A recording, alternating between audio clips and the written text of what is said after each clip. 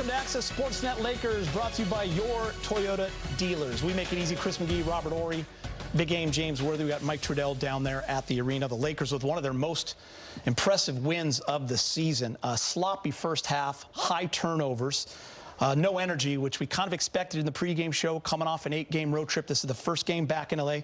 You lose Luka Doncic, and you had no answer for Joel Embiid. But then about halfway through that third quarter, James, there was a shift, and that shift came on the defensive end. And the role players in the bench led the way. 61 points, so much fun at the end of that game. And the top story, AR is back. Big game. Yeah, boy, did they miss him. You see how much he was missed. And, you know, without Luka tonight, after he left the game, you can see how they didn't really skip a beat with the ball in Austin Reaves' hands. He's just as good a creator as anybody in the league, and he did it tonight. He led the team. But I thought, for me, the game ball goes to Max Kleber. You know, he had a plus 23, you know, in the plus minus. He came in and really gave them a nice punch. Some rebounds, some nice passes, just the effort. And I think it was contagious. But Austin Reaves, for sure, you know, he led the way in the last 2 quarters. But I just thought the energy, the defense was sticky in the latter part of the half, and they were able to pull it off.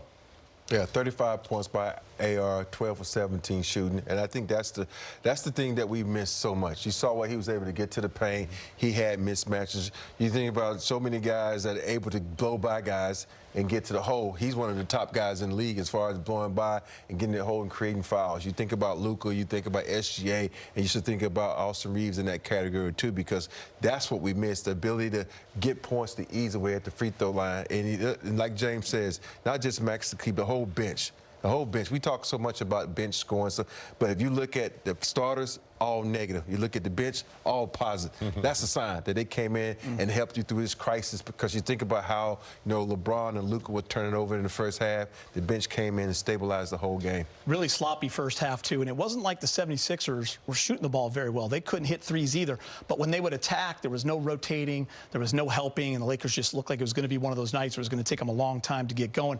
Then you lose Luka, so kind of the wind comes out of the arena there, and then Austin Reaves, guys, I mean, what a job stepping up. 25 minutes, still on a minutes restriction. He had 35 points, 5 for 8 in 12 of 17. Also added 6 rebounds and 2 assists. But James, he had that look back, that swag, that feel when he's so confident. He knows he can get to the line. He knows he can get by a guy. But when he's hitting the 3-ball also, that's when he's in that 30-ball range. Yeah, he's been out a little over a month or so, I think, and it doesn't look like he skipped a beat. You know, it doesn't matter what defense you throw at him. If you're not doubling him or blitzing him or getting it out of his hands, it doesn't matter. He finds a way to get. What was it? I can't see. I don't have my glasses on. 12 for 17. Huh? 12 for 17. 12 for 17. You know, and he assist. You know, he was the difference, and he has been the difference. You know, since he's been out. You know, I think he was saying the highest scoring backcourt in the NBA when Luka and him on the floor. That's incredible. Before AR got hurt. Yeah. That's incredible. And you think now that he's back and he did this on a minutes restriction, there's so many things that come into play when it comes to Austin Reaves. It goes to show you his intelligence / IQ on how he's able to control a game, his ability to get guys involved, his way he can take over the game. The way he played this game was like, you know, he should have been a conductor. He kind of just orchestrated what was happening on the court. And I think for me, when he hit that 3, with the shot clock running down, that's when, you know, we always talk about chipping off the rust. That was that last chip, and all the rust is gone. Like you said, James, AR is back. You know, guys, really, you got to give love to the others, as Shaq would call them. I mean, Jake LaRavia, big minutes. Marcus Smart, defensively changing the game. But then you look at the bench. Rui with the offense and the defense. Vando, what he was doing defensively, and then Maxi Kleber, who James mentioned, plus 23. All those guys were in the plus 20s.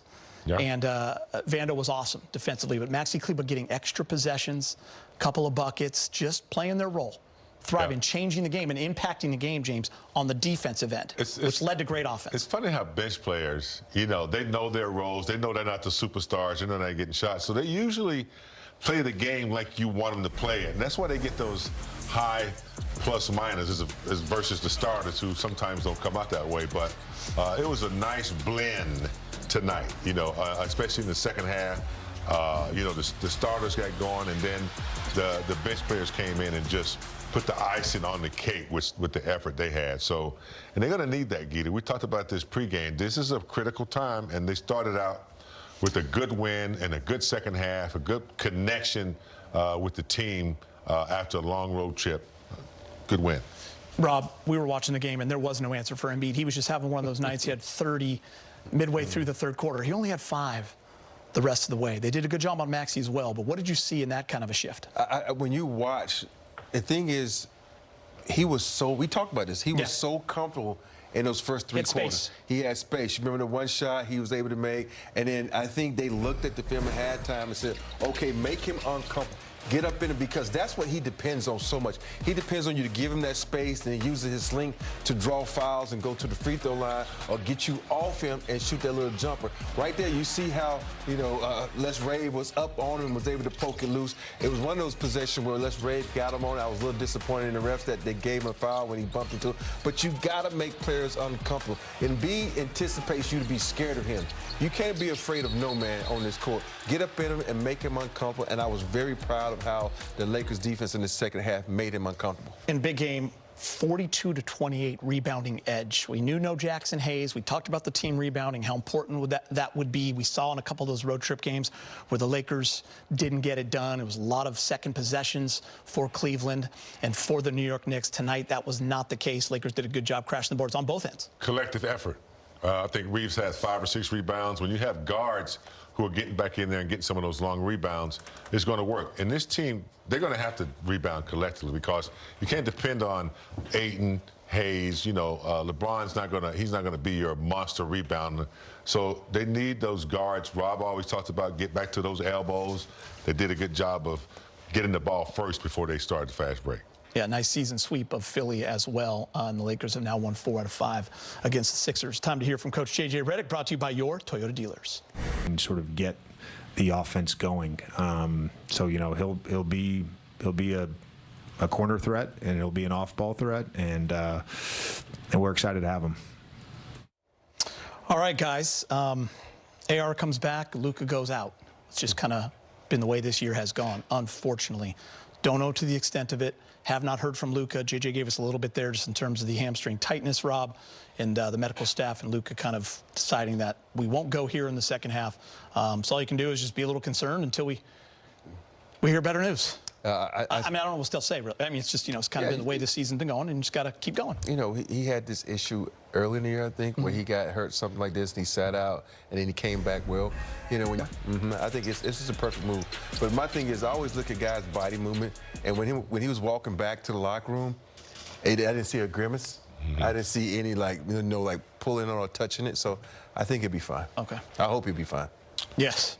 I mean, he's had a lot of miles on his body. He's played a lot, and so you have to be aware of you know, little soft tissue injuries like that. So it didn't look like it was too severe because he walked off, but sometimes it's like a little pull in there. You just don't want to extend it. You don't want to mess with it. So I'm glad they set him down.